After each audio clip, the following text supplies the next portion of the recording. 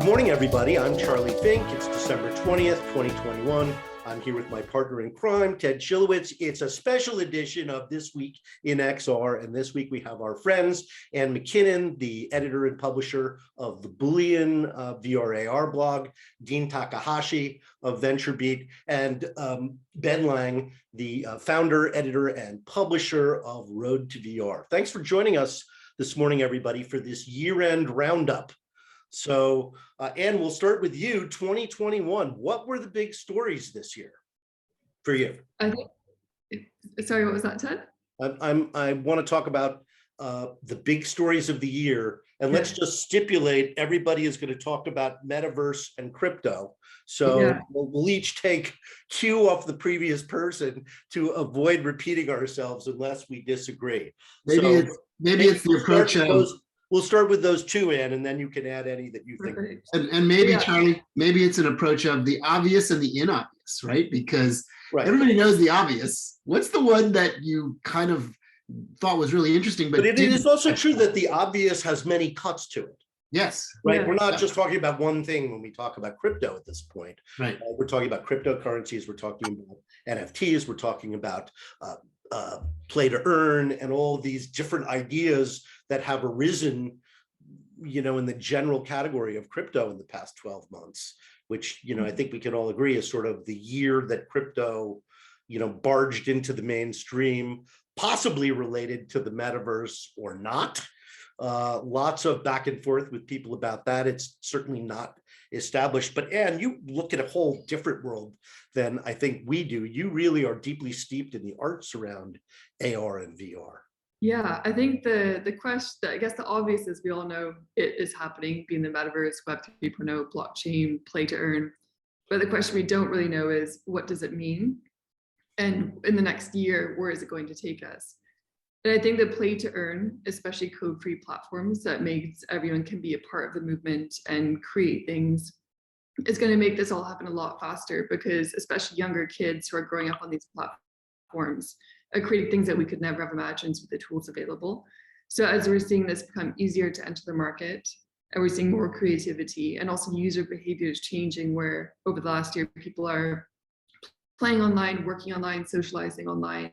We're seeing intersection of gaming, music festivals, hybridization, so concerts happening both in the physical world and online. It's creating monetization opportunities for artists, especially as you see the value gap between what platforms are making, what artists are making. This is a way to equalize that and actually have it for creator-focused economies. And I think that's what we're going to see really come to light in the next couple of years in a meaningful way. Dean?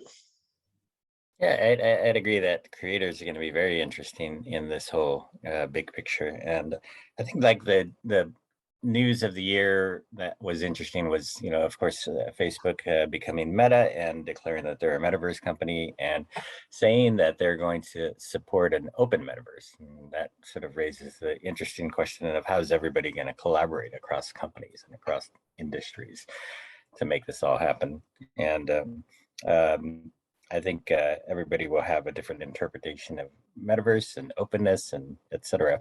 And then I think one of the things that was very significant to me that I don't know if everybody felt the same way or caught on, but NVIDIA started talking about their Omniverse in October of 2020 and how they had adapted it from a simple simulation environment for robots to this gigantic sort of opportunity to basically build a metaverse for engineers or enterprises. And they adopted, Pixar's universal scene description, USD format, and made it easy for everybody to share their 3D data across these different, projects and worlds. And so they kicked it off in October of 2020 and had 50,000 or so, beta users. They're now up to 700 companies, and they're adding a lot of interesting features. Like at their most recent GTC event, they added like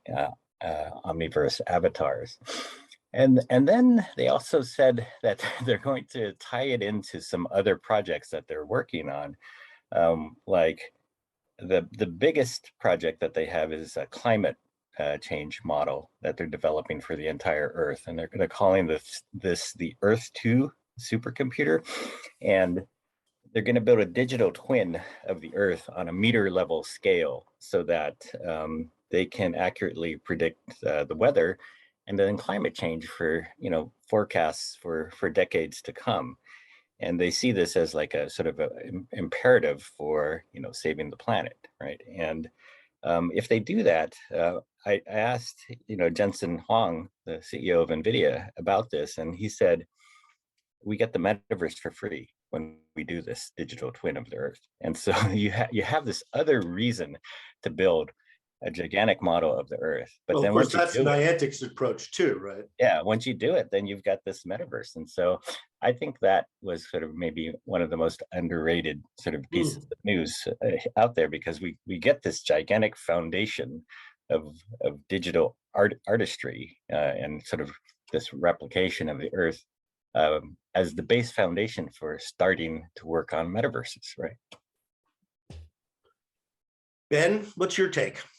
Yeah, I think jumping off of what Dean said there, maybe one just important thing to get out there for people listening. I think there's an important distinction to make between what you might call a virtual world versus a metaverse or the metaverse. Generally speaking, I think a lot of people with our proximity to these industries kind of agree that the metaverse is some kind of immersive, interconnected, it's sort of like an immersive internet. It could take many different faces, but really it doesn't quite exist yet. So in the sense of what Dean's talking about, NVIDIA is working on a virtual version of Earth, but it's not really the metaverse, I think most of us would agree, until it connects out to other portions of the metaverse. Just like one website is not the internet, it only becomes the internet when you have a lot of interconnected websites. So I think that's how a lot of people in the industry sort of understand roughly where this is all headed and what we mean when we say metaverse, and hopefully now listeners are getting that as well. So I think, yeah, for 2021, that's the big elephant in the room. Everyone's talking metaverse. We've settled on a name at this point, pretty much, for what this immersive virtual space is going to be, but it doesn't exist yet. It's everyone saying we're doing this in the metaverse, we're doing that in the metaverse. Theoretical construct. We're the first to do this in the metaverse. It's not the metaverse until A starts talking to B and B starts talking to C, and we can move some things, either our avatars or ourselves, or our, we've got to be able to move around it. These things have to communicate. So for now, for the most part, anyone saying they're working in the metaverse is working on the theoretical. Eventually, they're saying we'll probably maybe connect, but there's the big question of how, which I think Charlie had mentioned not just a couple minutes ago, how that is going to happen, where who gets to own the meta layer with my identity and my digital objects. Yeah, and crypto, of course, is one idea. I don't think it has to be that. It's attractive for many reasons. But yeah, it doesn't have to be crypto per se. It could be blockchain, or a lot of other different approaches. But really, I think everyone is mixing, these virtual worlds and metaverse together, because a lot of the virtual worlds you might call sort of proto metaverse, right? Something like Roblox or something like Rec Room.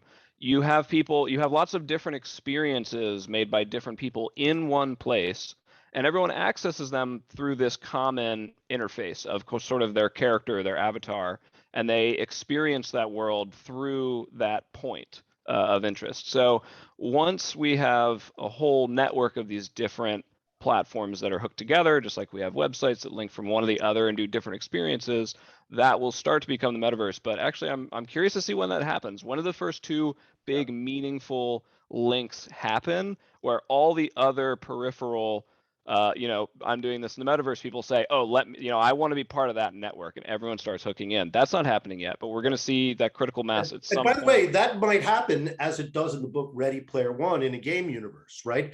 Fortnite could become so powerful and so popular that everybody sort of changes their plan and says, you know what, I'm just going to have a presence. I'm the NBA, I'm going to have a presence in Fortnite because that's where everybody is.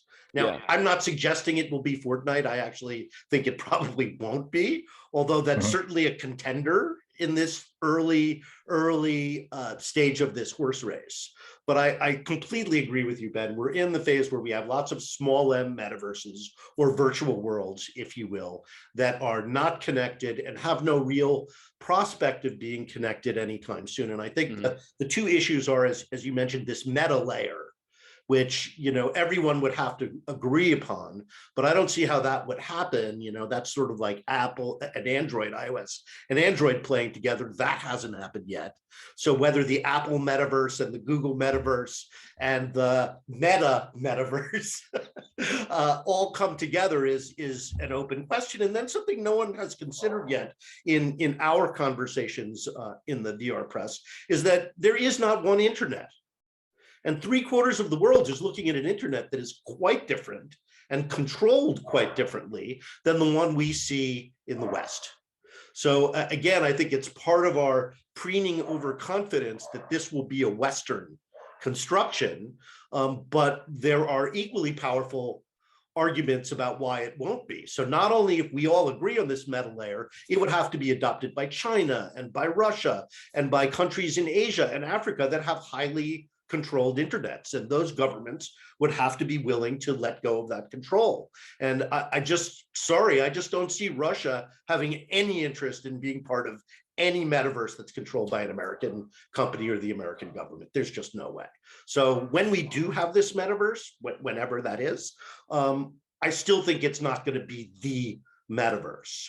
It's going to be our Western metaverse, but it'll be a very different experience than the vast majority of people in the world will end up having. So, you know, this idea of a universal metaverse faces, you know, it's theoretical, it faces a lot of real world obstacles. Yeah, I tend to think of it very much in terms of social media networks.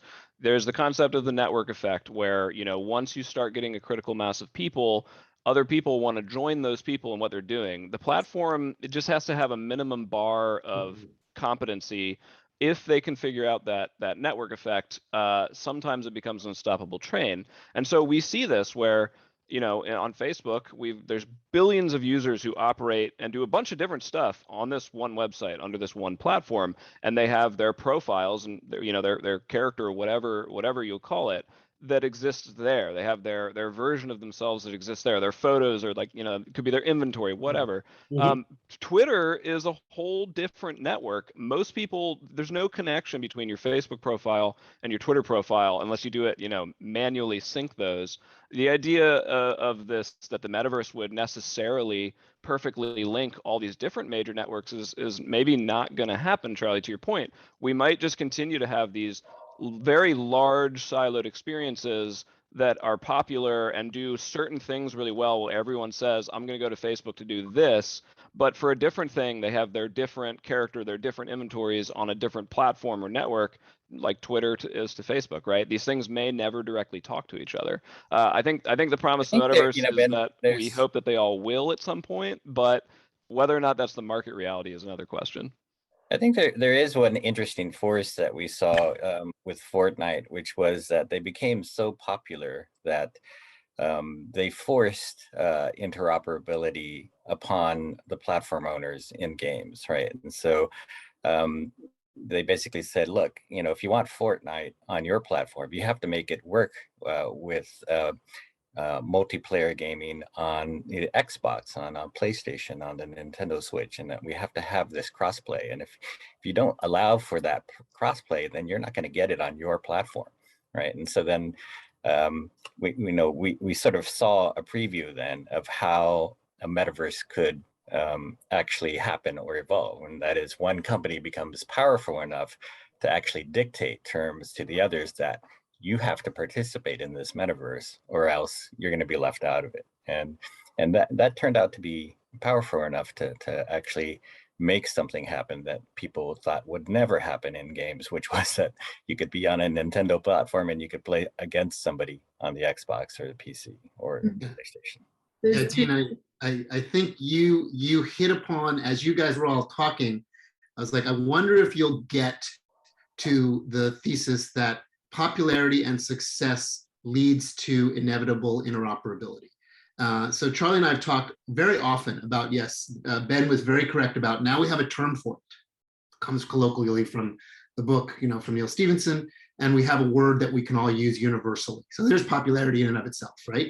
But we would argue that the metaverse has been around for a really, really long time.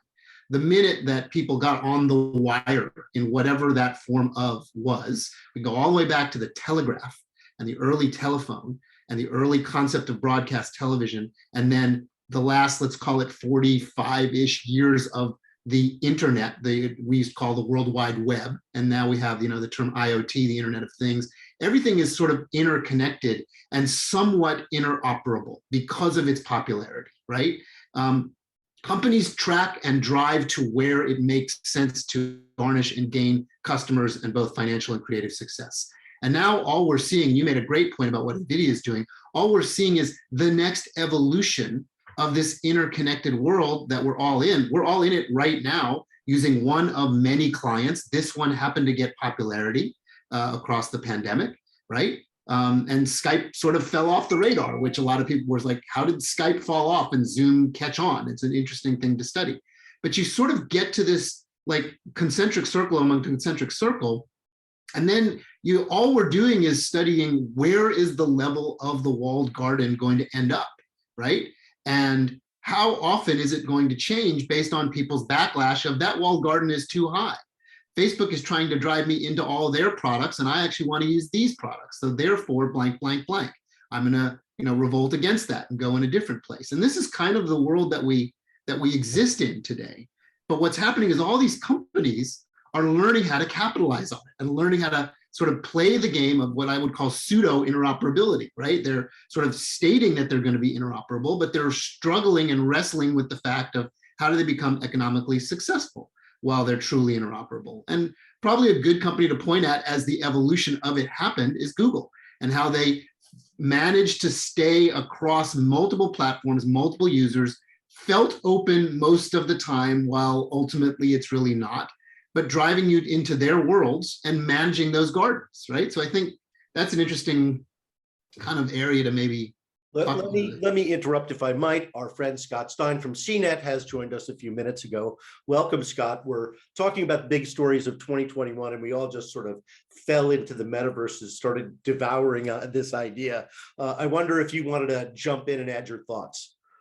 Yeah, so I'm sorry I'm late, but the listening to that topic, yeah, it's true. I think in the past year, which has been a kind of weird one for me when I look back, I think like the metaverse conversation to me does seem like the two things that hit me are some sort of interoperability, which is kind of like driving the conversation, and the idea of coming to where people already are. And I think that it's like a lot of off headset conversation, which like, Meta even talked about that, and John Carmack talked about that, Carmack, sorry. And I think like that mass group, how, as you were just discussing about like, what do people decide are the platforms they use to go virtual? This sort of is out of the control of the companies to some degree. And I think now as you reach a larger scale of this, like the internet at large, I think it gets, which path does it take? And I think everyone's kind of wrestling with this. And I think it's not the question of, like we were just discussing so well, we've been doing this virtual idea before the internet conceptually, especially through the internet. Now it's why are we doing it? And I think a lot of necessities are driving it. Sometimes people are trying to make necessities out of it. So to me, it's like the 3D spaces, trying to have some sort of telepresence, trying to do more and seeing if all the pieces come across. Because like that does concern me right now. We saw that with the app stores, and are people going to build verticals or are they going to open it up? And that's like an age-old kind of a debate with content that we see everywhere. Let's move on to the other big topic that we stipulated at the top of the show was going to be the obvious big story of the year was the rise of crypto. We could say in 2021 was the year of crypto, DeFi, whatever we choose to call it, Web 3.0, which is semantically and academically wrong, although probably too late to change. And I could explain that, but I won't go down the rabbit hole of academic thought that led to the conversation of the fourth transformation being completely subsumed by the crypto guys who insist on calling this phase of the development of the internet Web 3.0. I thought, and I teach that, the mobile web is Web 3.0, and Web 4.0, which is this metaverse or the successor internet, as Zuckerberg calls it, has not fully formed yet. Yet the crypto guys have barged in and said, this is Web 3.0. So, okay, I don't, whatever, it's Web 3.0. But what does this mean? I think that, we have 20% of people in America who are invested in crypto and DeFi and the rapid rise of play to pay, or whatever we call it, pay to Play play. to earn. Pay to earn. Yeah. Which is, a whole new idea, Dean.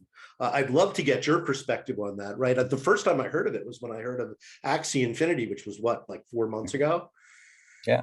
Yeah, Axie Infinity is sort of like the big breakaway hit in the intersection of games and NFTs. And, I think they had, maybe players in the thousands at the beginning of the year. And now they have their last number they had in the summer was 2 million people coming back every day.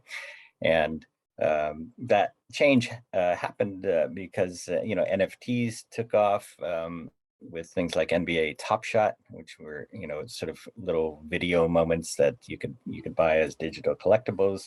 The NFT part, non-fungible tokens, is a way to authenticate, the uniqueness of digital items using the blockchain. And so this combination of NFTs and other things took off, whether it was art or even music albums, and it made its way to games. And that's where what was interesting is that companies in this space were monetizing a very small audience, but it was a crazy enthusiastic audience. Like I think the base audience for NFT Top Shot, which is well above $800 million in Truly astonishing. Sales in the past year, both initial sales and resales. And that $800 million is on a base of like 1 million people, right? And so like on average, each one of them is spending $800 or so. And that's the crazy part. And so because I think these crypto game companies, NFT game companies, they became profitable, on these very small bases of users. Plus, they found it very easy to raise money through different means, like selling NFT avatars or things like that. And so then what they launched was this whole rush of capital into this industry. And so we had some of the NFT game companies raising hundreds of millions of dollars. And the interesting example was Sorare here, which was a fantasy soccer game company with one game and 30 people, and they raised $680 million at a $4 billion valuation. And at that size, like these big companies that sit on the sidelines, they usually say, I'm gonna wait for this to shake out, and then I'm gonna buy whoever's left, and that's how I'm gonna absorb innovation into my company. And when Sorare at 30 people raises this, this level of value, then your board of directors is going to say, "What? You spent $4 billion buying a 30-person company? Get out of here!" So it's like that strategy is no longer possible. And these small companies, they're becoming bigger companies, and they're racing ahead. And I think it feels like a very similar situation to mobile when free-to-play started, and a lot of the small mobile game companies took off, and they became companies like Supercell and Machine Zone, et cetera. And the big incumbent game companies, they pretty much lost. So I think we're in a similar situation here, and if this really does take off and gets to mass adoption and mass audiences around the world, then these small companies can take the market. What you're touching on is the unbelievable power of speculation, right? People as humans like to speculate on the upside, and what Dean is talking about, made a number of examples on, is the unbelievable power of the speculative market. It's why crypto is doing what it's doing. It's why, you know, gameplay as an earning mechanism is doing what it's doing. It's why these valuations look kind of out of sight. But, you know, a quarter of a generation ago, we saw that with Instagram and the purchase of, you know, Instagram from Facebook with 11 employees. We saw that with YouTube a generation before that, right? With a $1.6 billion purchase price that people thought was insane, and now kind of proven not so insane, right? So are we, you know, kind of in the next phase of that right now, the next level of speculation, which again just leads us right back to the metaverse as things get more and more complex. And speculation allows for more and more layers and people to figure these things out. When you talk about, you know, things like Top Shot and Axie Infinity, the speculation runs rampant, not because people are so excited. There's a core player group excited to enjoy the play, but the bulk of the people are in the game to see if they can take that game to the next level and then sell it off. It's a bit like multi-level marketing at some point. Yeah, I'm actually pretty concerned about the way that a lot I get pitches constantly, you know, through my email. People cover us, we're doing this, we're doing that, and so much of it is like the first line is, you know, we're promising that if people come and buy or invest in whatever is in our game and buy some parcel or some NFT or something, you're gonna earn out later. You're gonna make money. I think there's a fundamental difference in a network or an offering where the value is in what you do there versus just promising people come to us because you're going to make money. So to Ted's point about speculation, I think there are a lot of these things that are getting really hot really fast because people are dumping money in hoping that their money is going to turn into more money. The counter to that is like what was Dean was talking about earlier with Fortnite. No one is playing Fortnite because they think they're going to make a bunch of money from Fortnite. And yet we're talking hundreds of millions of users in that game, not because Epic promised them, you come play here and you'll make money with us. It's just a fun thing, right? It's something that offers genuine value that already exists and is not speculative and is attracting users who are extremely dedicated and have paid money into the game, not because they think they're going to earn back, but because they value their time there, they value their existence there, and sort of now, you know, their character there enough to dress themselves in digital clothes and buy things that make their experience better. It's not an investment. Right. They can't be traded. They can't. Yeah. They're not a commodity. They're something you're going to personally use. But just to bring that point full circle, that I think is where you find the ultimate combination of trading genuine digital value. It's when you give people real experiences they care about. They care about being in that game enough to pay hundreds of dollars, potentially thousands for some of these people, because they spend so much time there and they value their time there. They put all this money in. If you then turn that switch, after you've delivered this experience that they love, they just love it, they play hundreds of hours, you turn that switch and say, hey, actually, you actually now own and can trade the stuff that you care about. You personally care about it. You might even value it way more than somebody else and say, no, there's no way I'm selling this to you. This is mine forever. Now you have a combination of a world people want to be in for no reason other than they love being there.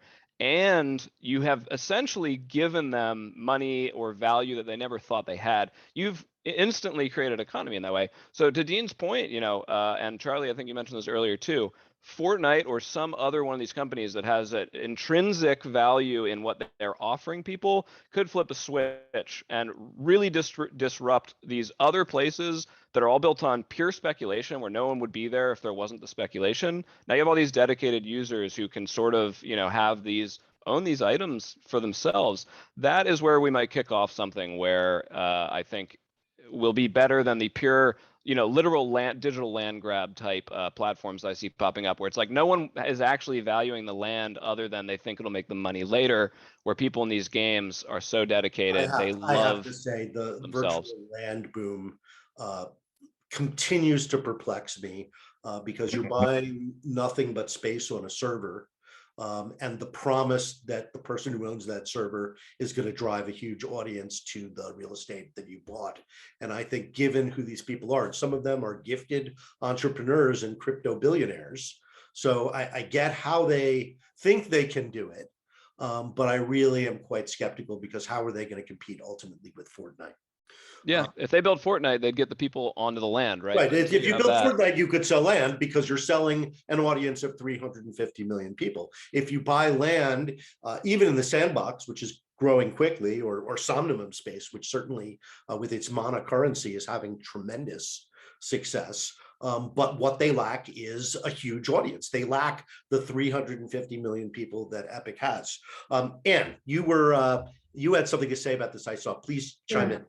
Thank you. Yeah, I think while we talk about switching the flip for games like Fortnite, I think it's going to be very, very difficult, even though they have the audience. What was interesting about the Ariana Grande concert in Fortnite is that they were trying to attract a new, younger, primary female audience.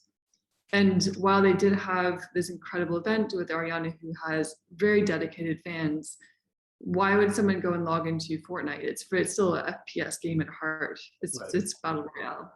So a lot of these younger women, they didn't actually release stats on this. Such a good point. Yeah. How many actually logged in and how many actually Yeah, I stayed? mean, half the world is female in this industry. We're very good at ignoring that. I will say there was an incredible watershed event in online music, which was the 27 million people, uniques, who attended the Travis Scott concert on Fortnite, and 47 million total views for a $12 minute concert for which Scott was paid in excess of $20 million. Mhm. So that's what essentially. I think, Charlie, there's one, or just you know, the problem with the concerts the way they're set up now is like they're sort of inheriting this you know, sort of limit of the online games, which is like you get a instance that has 100 people in it, and that's all the people you can interact with, right? And that's the disappointing part right now, is that, you know, they had to build so many instances in order to get to those 27 million people, right? Yeah, we can't have an infinite virtual world that encompasses everybody. There are some companies that are trying to tackle that problem, and like RP1 is one example. And, you know, they think with relatively lightweight games, they can get to 100,000 people in one server. And that would be more of a fun experience where like you're going to feel like you're in an actual concert. Also, you could find your friends, which you really can't do unless they're in the exact same instance. And when 27 million people are jumping in at once, the chances of that happening are, you know, like 1 in 270,000. Ben, you had something to say, I saw. Sorry, dude. Let me let you finish, please. Oh, well, I was saying that, you know, Anne's notion of like getting new audiences to join is what is interesting to me about like these different kinds of experiments people are doing. Like Axie Infinity was interesting because, you know, it was popular in the Philippines, where they had something like 40% unemployment because of the pandemic, and people needed jobs. And you know, they say they created hundreds of guilds and hundreds of thousands of jobs in the Philippines for people making money playing Axie Infinity, and you know, leveling up their characters and selling them. And that was a very interesting you know, twist. You know, like 20% of the players were unbanked, right? And then it spread into places like Nigeria and Indonesia, and you know, that's how they're growing their base now. Like the emerging markets of the world is where this game is taking off, and that's encouraging as far as like, you know, how are you going to get to a metaverse? How are you going to get everybody in the world to participate in it? And you know, I think the challenge, though, of course, is that notion that it's an economy. And you know, right now in the recent weeks, Axie Infinity's you know, base token price has been declining, and so like the, you know, amount of money some person makes, you know, they have to invest a lot in order to start playing a game, and then they do this on an expectation they make a certain amount of money. But all of a sudden, if the price goes down, then they make 50% less in a month than they thought they were going to make, right? And that, what kind of job is that, right? I mean, it's a little actually like crypto mining, right? You have to stake, you know, you have to buy a certain amount of the currency, and you're depending, when you do that, the price of the currency will go up, and your ability to earn from mining will increase as well, to justify your stake and the amount of power and computing power that you've invested in to create these crypto networks. So of course, if people lose faith, they use it less, they don't use it to mint NFTs, then there aren't enough transactions to validate for the miners to make money. And they're a very fickle and data-driven bunch. And a lot of miners switch back and forth between different currencies, depending on where they think they're going to make the most money. So, that is real economic incentives at work. So I don't think you can just say you have an economy. It has to react to events, both positive and negative, if it's really tied to anything concrete. Anyway, Ben, you had something to add. I think everybody pretty much covered and wrapped up a lot of the thinking here. So if you're ready to move on, I'm down. Please. Scott, do you have anything to add or move on? No, just that, I think like the way I see it from what, when I'm being pitched on everything else, it's like, and I see companies pivoting, definitely, we've seen a lot of metaversy XR companies pivoting more to NFTs because the interest is there or financially could drive it. But there's like a chicken and egg thing to me, which is like the permanence of information. Like I'm used to a lot of my stuff, being in different formats, not being used in different apps, not being compatible, games that are offline, games that disappear from the app store. Like, the idea of a cartridge that stays locked in time is like a Game Boy idea, and, we're trying to get to this type of like object of permanence. And it's really hard in this era. Like that's not something that feels, I would just prefer to focus on kind of like common, file formats and ways that we're going to build things in 3D. I feel like there you create the asset that has value. Now we're like, it's like, how do you know a website is going to be interesting? It's like attention in a lot of ways. Sometimes a domain name sells, but it's like, it feels reversed. And so I don't know. And this is for me, look, I'm sure a lot of people will disagree with me on that, but I think that's kind of how I look at it right now. It does feel premature if necessary. And I'd rather see how things work because I'm really concerned. You have this NFT house. Do you know it's going to work everywhere? There are a lot of promises that it will. History says that it may not. That's true. Yeah, just to sort of, I think, echo Scott maybe a bit about what you're saying here is like you might invest some serious money in some of these things, but in the same way that the video game you love that you bought and the servers can go offline, you can never play it again. Some of these not all of these places are going to exist. Not all of them are going to want to be interoperable. Something that you invest a lot in today, we're talking, real money on speculation. I mean, it could go up in flames, and that's why it's speculation. That company could shut the servers down, and maybe you have the proof that you own the thing, but if the asset actually doesn't exist online anymore and you don't have it locally backed up, then it's poof. So we're almost out of time. We did, as Ben pointed out, beat the metaverse horse.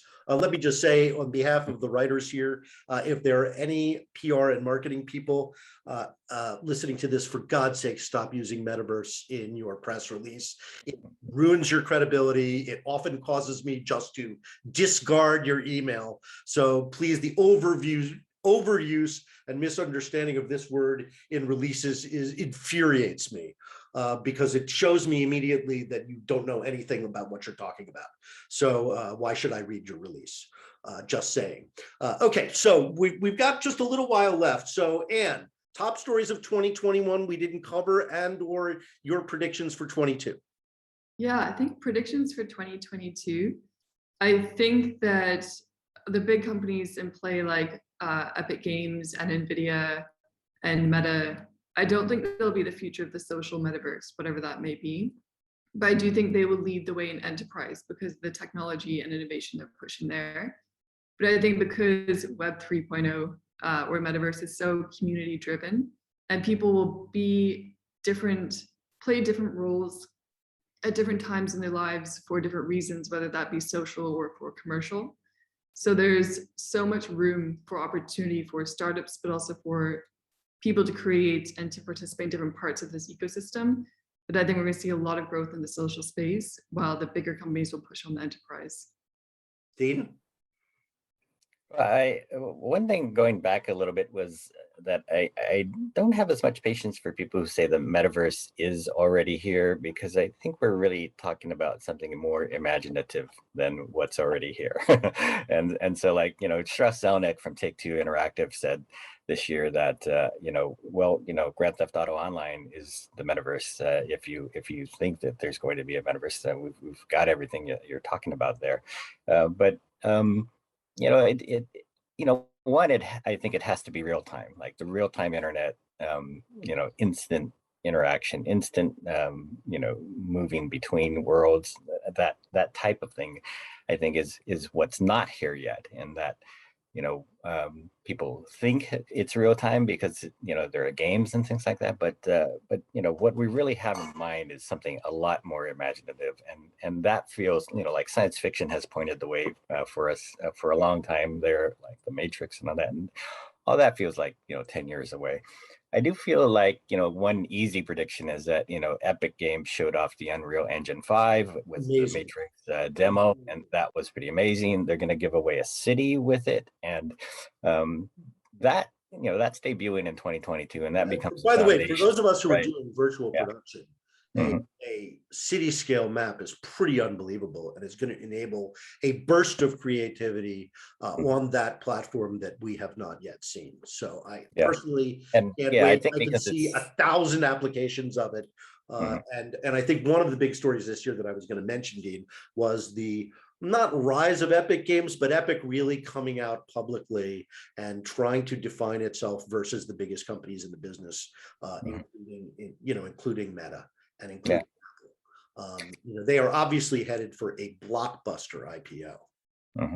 And I think that what their argument is too is that games lead the way, right? They're going to launch Unreal Engine 5 next year and enable a lot of other game companies to sort of follow suit. And I think that they have a credible argument that, they can take some of this back from the big tech companies, right? And that's what they're trying to do. And they're not necessarily trying to become the platform themselves, but to enable the game companies to actually take the bulk of the market here, as opposed to, having to always pay rent on the land of the big tech companies, right? That's a good way of putting it. Scott?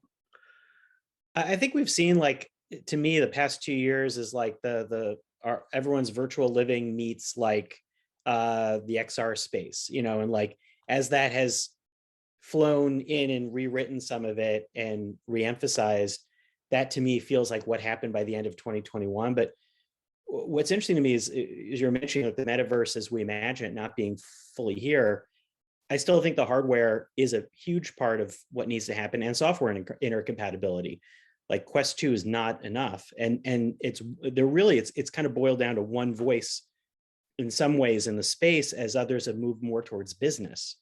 And I think it's going to be, by the time the chips fall, I think between Meta's next headset, PlayStation VR 2, and if Apple is releasing its headset, those are 3 really big steps in introducing all sorts of ideas. Yeah, it's clear that many players have not yet been heard from who are going to have something to say about this. Clearly Apple, is the sort of Damocles, if you will, hanging over the industry. They've got so many prototypes and so many different approaches hanging around. I listened to Jason McDowell's interview with Bob Scoble on my walk yesterday, and of course it was an orgy of Apple rumors. Bob has been predicting the arrival of Apple XR since 2016, and he may be right in 2022. I'm a little skeptical because I think you have to introduce these things to the world of developers first, and I don't see Apple doing that unless it's just a media player. I did hear one thing Scoble said that I thought was interesting was that they were moving toward audio smart glasses, and they were going to launch without a screen, their first version. So that's a different version of the $3,000 headset rumor. So, take your pick of Apple rumors, but the mere existence of their research and their pending release, whether it's 22, 23, or 24, which would be a time frame that I would be more I think is more realistic, because again, you got to have a year of developers figuring out what this is. But I do think that the Apple story has yet to be told, and I think it's going to have a big impact on everything that we've just been discussing, because they own. It's funny. Microsoft came out after Facebook, somewhat comically in a way, introduced workrooms, which really deserves more credit than it's gotten.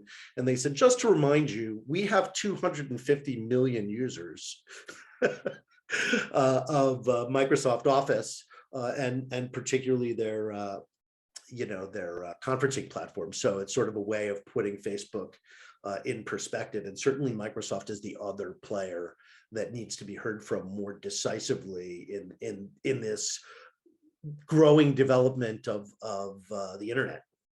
Well, I'd say what the other thing I meant to say is just that I feel like for software compatibility, we're well overdue in seeing hook-ins to advance the conversation. I'm waiting for Google to reemerge in the XR space and announce even just how things connect with it better. iOS certainly, Microsoft is, but it still feels like a side path. It feels like, I think for all of these, I think about wearable tech, the way watches took off and became much more standardized, and Bluetooth is a standard. I just feel like you need things that can connect to your devices in a more advanced way. Mm-hmm. And whether it's more advanced audio or other wearables, things, it feels very primitive for the type of stuff that we need. Ben, parting thoughts? Yeah, quickly just looking back on 2021, I think a lot has happened, but one of the moments that I sort of personally remember as being important milestone is a handful of new friends this year without any prompting from me. People who are not in the VR industry, who are not necessarily heavy tech people, just decided this Quest thing seems really interesting, and went and on their own, decision, bought one. Hit me up, and at some point 5 of us were playing mini golf in VR from across the country together, and that's a really magical experience. We talked a lot about some really high level stuff, metaverse, very theoretical. That moment for me is very interesting in that a lot of maybe a podcast we would have had in 2016 or 2017 talking about, oh, maybe one day all this, all that, it'll be sort of mainstream, it'll be happening. That is now like here, right? Not for everybody, not for every use case, but for some of these small moments, just the ability to feel like you're just playing mini golf and hanging out with friends who are in completely different parts of the world, really, really kind of magical. And I think is the very personal and more, I think, meaningful way that this industry and the value bubbles up more so than, hey, come invest and speculate in these big platforms. I think the way that it's all going to happen is where these moments of person to person connection, interaction, and value happen, and where they can draw people back for more of that. Ted, how about you? You've been relatively quiet for you, but on the other hand, it's usually just the two of us. Yeah, well, we've got a lot of very smart people much smarter than us. Delivering. And I kind of, that was sort of my reflection too, is this week we have clearly people that are smarter than us that do this all the time, that speculate, think about, write about our industry at large, right? And I think, maybe all I would say is I was thinking as everybody was talking about, do I get to be the one that puts the odd parental voice onto this that says, kids, remember to go outside and play sometimes, because don't get caught completely in this virtual thing, because you're gonna lose the balance of what life is, right? So use what all these folks are telling us, what Charlie, you and I have learned over the past couple of years of doing this podcast every week, that life is about balance and enjoyment and family and fun, and enjoy the tools you have, live in VR as much as you want, but get outside and play too. That is a lovely thought and a great way to end this podcast. Thank you guys for joining us this morning. Let me just say from the bottom of my heart, I deeply appreciate your work. I've learned so much from it. I could not do my job without it. So please keep it coming. Your insights are so important to me personally and professionally. So thank you all. Anne, lovely to see you live from Paris. Everybody else have a great holiday season, and hopefully I will see you at CES. Who's going to CES? At this point, it's a yes, so we'll see how it holds up. Scott's hand is not up. I have made the decision to be virtual for a while, so I'm going to put it to the test. All right. Sounds great. Happy holidays, everybody. Holidays, Thanks everybody. for Thanks for joining us. Bye. Thank you. Bye, everyone. Thank you.